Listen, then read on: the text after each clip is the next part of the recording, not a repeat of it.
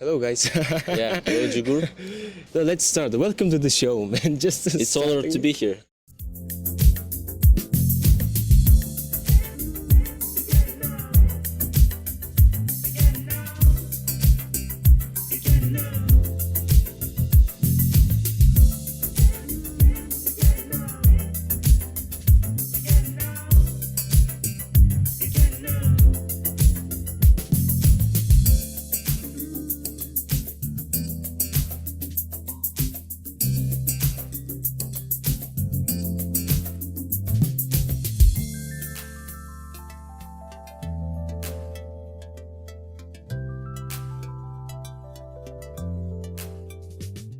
Today we are recording in this nice place, just called Mos Hub Almaty, and one of the, I think, the most beautiful co-working space in Almaty For sure. because the view and So it's a completely new co-working space in Almaty. It's been like 2 or 3 months. It's been like 3 or 4 months since its opening. As you remember, in a like Central Asian venture fund, venture forum, and after that forum held in Almaty, the most community opened this co-working, and like we are CTO Gram, since we are a portfolio company for this venture fund, so we've been invited to sit over here and use this co-working space as our office. how many companies are in here right now?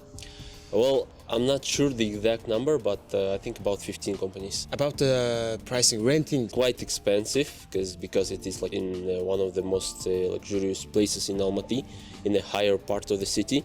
And in terms of pricing, it would be around $300 per working space, which is super expensive.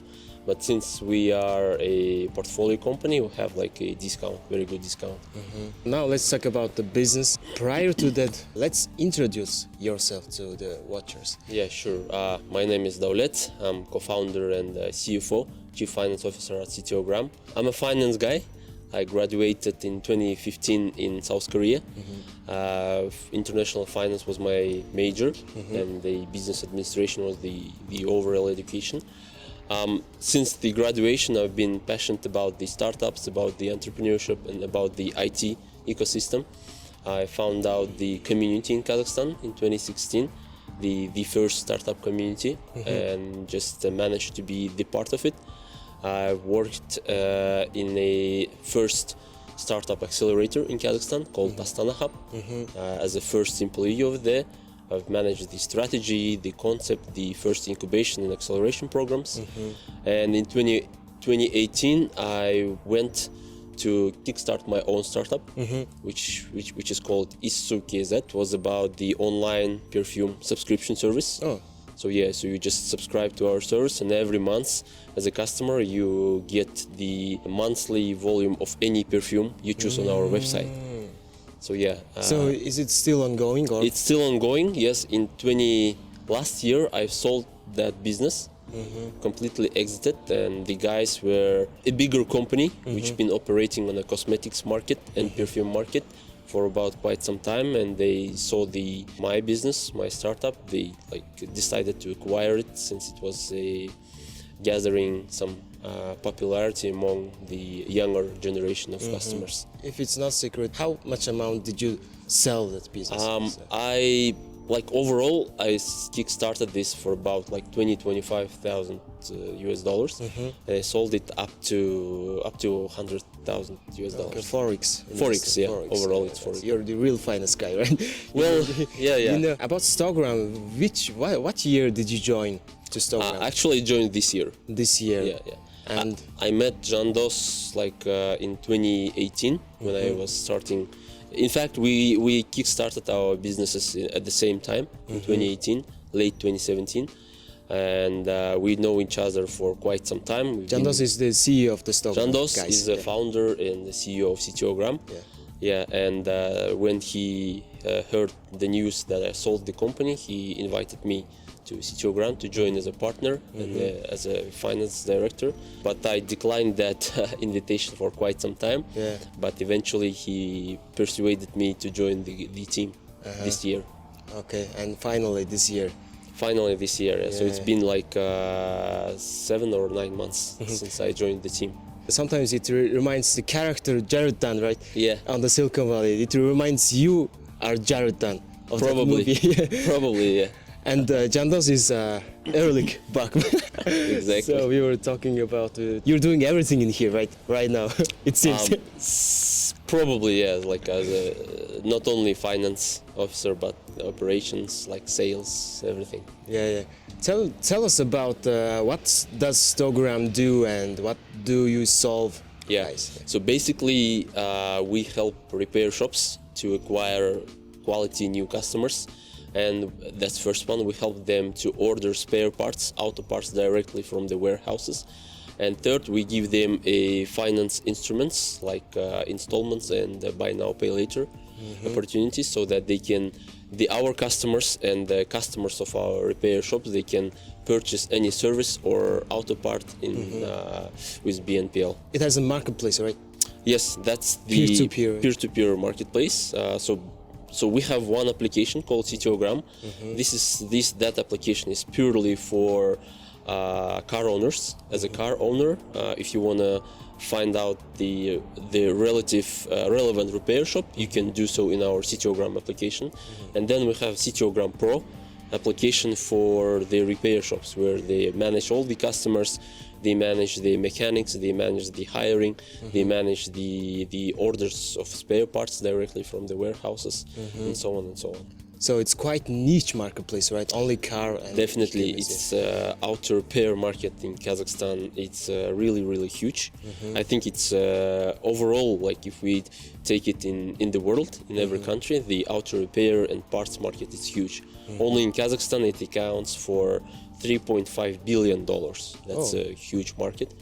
Also, we're looking for the other international markets like MENA, Middle East, North Africa. It's like 10 times bigger than the Kazakhstan. Oh, wow. Before CTO Gram, what do guys solve this problem used to? Yeah, before that, let's see an example, right? If I'm a car owner, like before the CTO Gram, I had to either call repair shops by phone and explain them my issue, and then they ask each of them the prices to resolve my problem. And then I go to the repair shop, they diagnose what's the problem, and they tell me, all right, you have to change your the steering wheel rack, let's say that. And he says to me, just go to the bazaar or go to the shop, find that auto part, bring it to me, I will install it. So that's a huge problem for me. It takes time. It takes time, it takes money. And when I go to the shops or to the marketplaces, I don't know the true value of the part, because every seller gives you very different price. So it's not quite transparent. And I have to spend like the whole day, a lot of resources, and then go back to the repair shop. He tries to install it, and there is some probability that this part will not fit to your car, because your car were made in America or China or in Europe, so it might be quite tricky. So yeah, this is a big pain in Kazakhstan, in our market, and since that's why we decided to solve this problem for car owners. And now you can, first of all, using our CTO Gram app, you can find the relevant repair shop.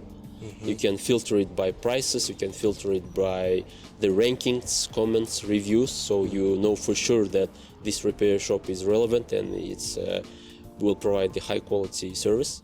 You go there, he will diagnose your car, he will say you have to change your steering wheel rack, and then he will not send you to find that part.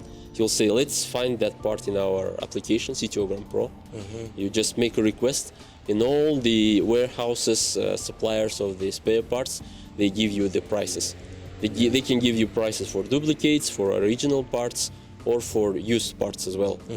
And then as a customer, I can just take it, pay for it, and it will be delivered to that repair shop in 2 hours. Yeah, plenty of choice. Yes. It's freedom for car owners. Exactly. And I wonder about, for example, the huge car parts import company. So they have their own inventory system and producer, and you know, the operations of those big suppliers, big part suppliers, is focused on the wholesales. So they sell the parts in bulks, and I they see. don't pay attention to the individual demand. Retail prices, yeah. And we give them opportunity to sell the parts directly to consumer. So it's like supplier to consumer business model. For example, I run my own repair shops, repair center, just like in the garage, right? Yes. They need Stogram, all of parts, one marketplace, right? Yes. The number one tool for a repair shop to get the new customers online, and then get the spare parts directly from the warehouse. I saw that you guys have raised 700k USD in this year, right? Last year, right? November 2021. Tell us about this investment and what is that? Yeah, that was the first professional investment round, because we raised it from the venture funds. Two venture funds. One is Most Ventures, so this is their office, Most Hub Almaty. The second one was a Singaporean venture fund called Quest Ventures. They're pretty big in Southeast Asia, and they are even very famous in US market as well. So they've been lead investor in that last round. They give us 500k, and Most gave us 200k. Now your valuation is right? At that round, the valuation was 5 million exactly. 5 million. We have graduated. Did you guys attract any investment? For sure, we do have soft commitments with several venture funds and angel investors, and we do have a hard commitment from our current investor, which is Most. He's also interested to acquire new shares and participate in the following round. As of now, we are in a fundraising mode. We are raising our pre-Series A in order to scale across the Kazakhstan and in order to acquire the bigger market share here in the local market. Right. First of all in Kazakhstan, and then the part of that investment will be used to expand to the MENA market. So you're a finance guy, so the raising money process and about due diligence, and what is the most important thing to attract the customers, and for example your revenue and profit and etc. etc. Yeah, so there are two parts. When you talk with the venture capital fund or with any angel investor, they will after they will decide that your company is interesting for an investment opportunity, they will decide to go through the due diligence process, where they ask you to provide a data room.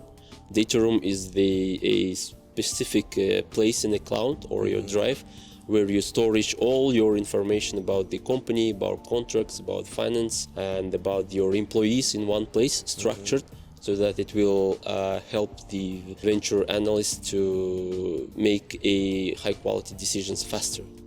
So yeah, as a finance guy, I prepared that data room for CTO Gram. I'm structured all the financial statements, all the financial modeling, forecasts, and For the start. For the start. Day zero, yeah. Yes.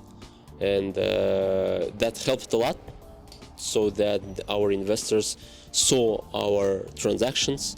They saw how much money we spent on a daily, weekly, and monthly basis, and that so that they can say like, you burn rated this one, we could provide you with this amount of cash, so you will live another 12 months, for example, right?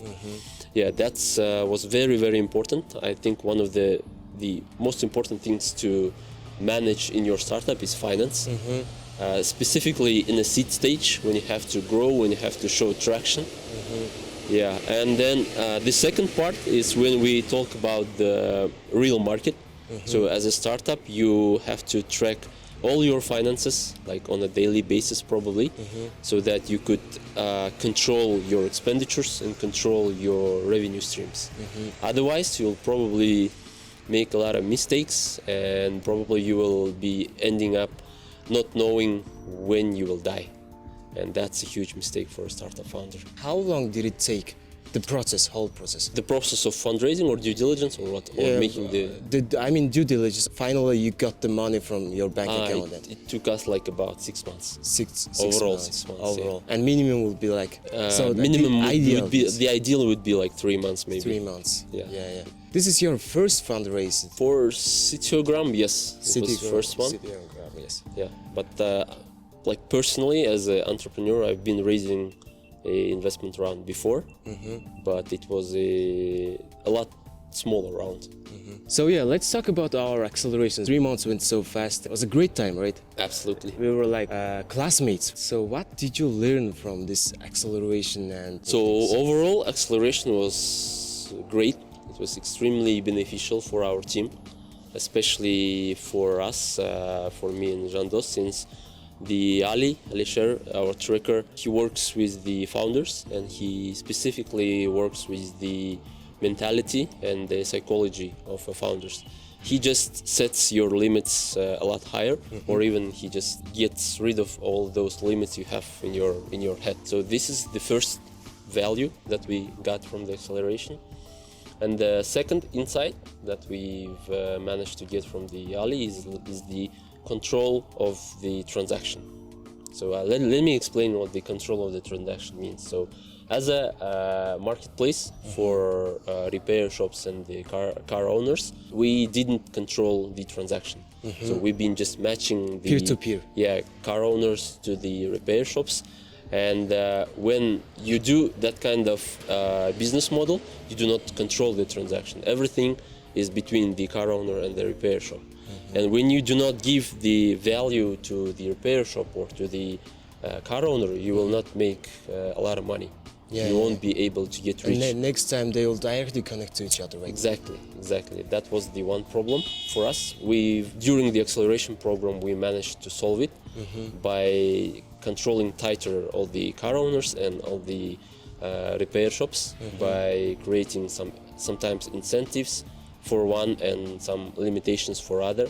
And we managed to increase our prices, our subscription price, and we managed to increase our transaction fee, so that even the repair shops pay us more and the parts suppliers pay us more. So that was a really growth point for our company. We've managed to get our unit economics positive. That will provide us a truly growth for the upcoming months. And the last insight that we've got is about customer segmentation. So it is very important to classify and validate your customers. You have to know exactly who is the customer C, customer B, and customer A. The customer A is your ideal customer, who pays you more, who doesn't ask you any questions. He just gives use and take my money, right? The customer B is probably the segment which brings you a lot of money, but they require some criteria, some quality from you. And the customer C is the people who they always negotiate, they always ask for some, I don't know, new features. Yeah, it's really tough, obviously giving you negative feedbacks. Yeah, and it's a segment which is very hard to maintain, control, and manage. So that's why you have to identify who is your B and A customer and work only with them, and just don't forget about C. Forget about C, yeah. And after that, we started analyzing all our customers. We found out that we've been serving a lot of C customers. Yeah. How many percent? I can't say you the exact number, but in percentage, it's been like 45%. It's been the customers who gave us a lot of work, a lot of negative things, and so on and so on. About your numbers, so for now, what is your MRR? Right now, it's 25,000, our monthly recurring revenue. That's in terms of subscription and the repair services. But we also have the new revenue stream, which is the spare parts sales, aggregator of the spare parts. Over there, we have like 120,000 monthly GMV, where we have 30% gross margin. About the per customer LTV? $630. Is it considered good or bad? I think it's quite good. Yeah, the customer, the average deal size is about $80, and one customer leaves us a $600 almost 600 which US means dollars. 20 or 30 transactions. Yeah, which is not bad. Yeah. About your teams, how many members in your team? Yeah, so overall, I guess there are 22 team members. The less than half of it, about 9 people are technical people, including CTO. Ustem is also our co-founder and CTO. And there are the administrative personnel, which are me and Jandos and our accountants. And the rest is the business department, mainly salespeople. For now, what are your future plans? Right. We do have a lot of plans. Let's start with that one. Yeah. Our biggest goal is to expand our company to other countries like UAE and Saudi Arabia, because we saw a huge potential over there in terms that the market is huge, but it's empty. There are no exactly similar solutions like ours, and there are a lot of problems of car owners and repair shops. They're mostly similar to ours, so we just can localize our application, our solution, and just kickstart our sales in Saudi Arabia, let's say. That's one. We've researched the US market. Jando's been in US last month, and he understood that it's really quite tough to expand to US because you will need a lot of capital, at least 10 million of investments in order to be able to just enter the market. Set up the branch office, etc. Yes, set up the operations, set up your branding, and just to enter the market. That's a lot of money. In Kazakhstan, you won't be able to fundraise that much. But it's quite different in Saudi Arabia. You could fundraise about 1.5 or 2 million US dollars, and that amount of money will be enough for you to go to MENA market. Well, that's the first one, but we understand that if you are not very big and strong in your own local market, when you go outside, you will have problems and troubles in your local market. So we've seen that from the experience of other startup founders who've been scaling to other markets, like Aviata, one of the big guys. They've been number 2 in Kazakhstan, and they decided to expand to Indonesia. The core team went to Indonesia, and after 9 months they come back because the local market been staggering a lot. Already lost. Yeah, already lost the battle, and things like that happens all the time. And we decided that first of all we have to make our positions in local market very strong. We have to onboard at least 60% of all the repair shops in Kazakhstan. We have to onboard majority of A and B segments in car owners segment, and after that we will be able to expand to MENA. 2 questions regarding to that. So how do you know the total market size in here? How do you calculate? All right, great question. We know that according to the official data, official economy statistics, we know that the market is 3.5 billion US dollars, but the majority of that money is coming from the offline business. They're coming from the retail, from the wholesale, and from the from used cars and used auto parts market. But the online market is very small actually. It's less than even 5 or 6%. And right now there are only a couple of companies, our competitors, working on this market. Those are Kalyosa and mycar.kz. They've been trying to acquire customers online, trying to sell them the repair services, trying to sell them the spare parts directly, and trying to sell them the used cars, which is also a huge market. And we understand that in order to become even more stronger than we are today, we have to we have to a little bit change our strategy, because the most of the money is in offline, right? And we are trying to compete with those guys in online in a smaller market. and we decided to go offline as well. And And the strategy is moving to to the online, moving them to yes, online. moving them to the online. So we decided to open up our personal repair shops by the branding of CTO Gram. Couple of repair shops in Almaty, couple of repair shops in Astana, and we know how to attract leads and customers to those repair shops. We will do so to our own repair shops since the moment when we will attract the investments. And we believe that this will help us to improve our market position in terms of branding, in terms of quality of services that we provide to our customers, and we think that it will increase our market share overall.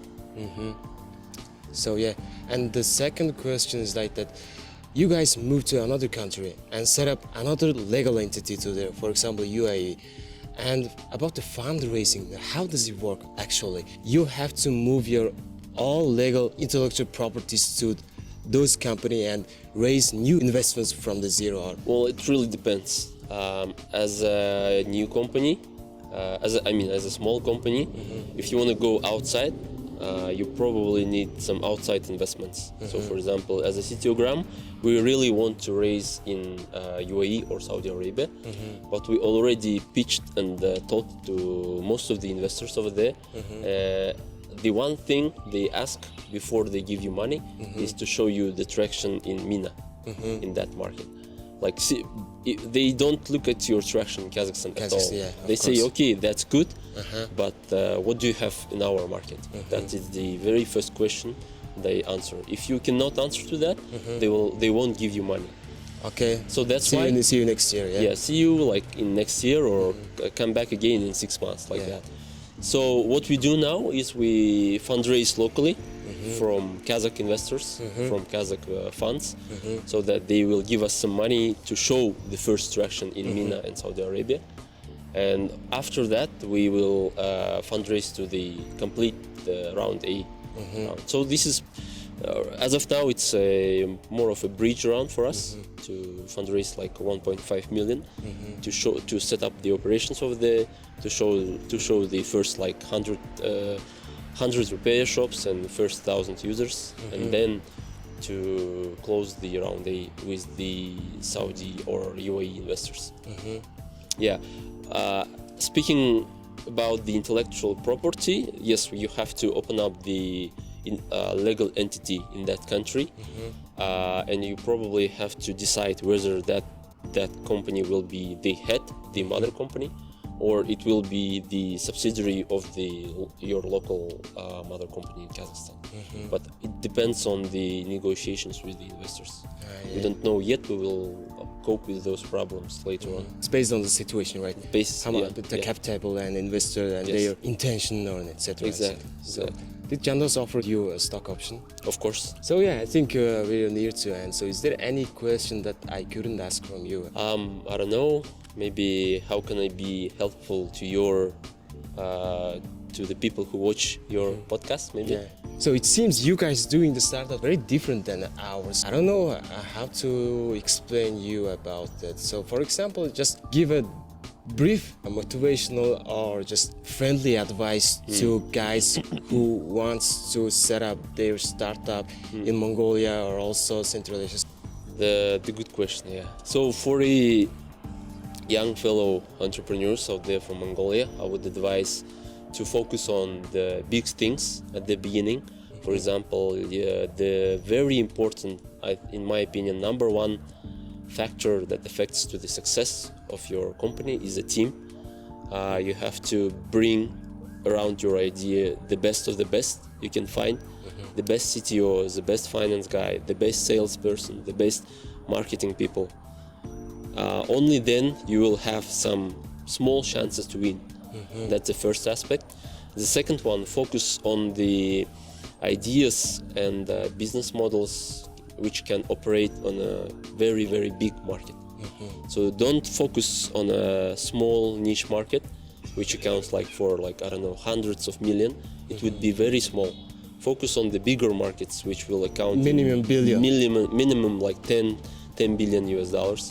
Only then you will grab some attention of the investors, of the customers, of the maybe corporations who will support you. If those two things can combine, there is a founder market fit. This is a term that most VCs are looking for. And when there is a founder market fit, then probably you have some probabilities to